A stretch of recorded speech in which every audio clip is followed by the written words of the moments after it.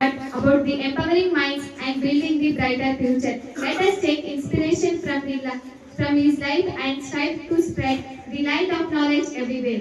Now, I would like to invite Akka Mahadevi Miss to speak few words on National Education Day. Her with a big round of applause.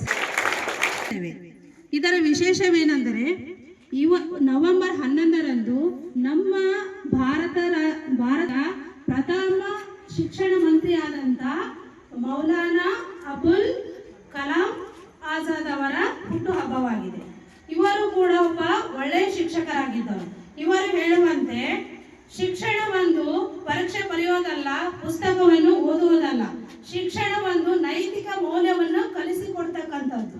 ಅಂದರೆ ಯಾವುದು ಸರಿ, ಯಾವುದು ತಪ್ಪು, ಯಾವುದು ಒಳ್ಳೆಯದು, ಯಾವುದು ಕೆಟ್ಟದ್ದು ಅಂತಕ್ಕಂಥದ್ದು ಕಲಿಸಿಕೊಡುವುದು ಯಾವುದಪ್ಪ ಅಂದ್ರೆ ಅದು ಶಿಕ್ಷಣ.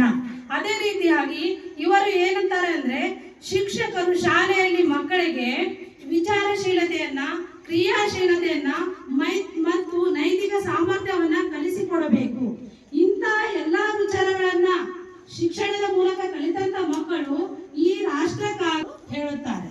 ಇಂಥ ಒಂದು ಮೌಲ್ಯಯುತವಾದಂತಹ ಶಿಕ್ಷಣವನ್ನು ಕಲಿತು ನೀವು ಕೂಡ ಈ ರಾಷ್ಟ್ರದ ಉಜ್ವಲ ಪ್ರಜ್ವಲ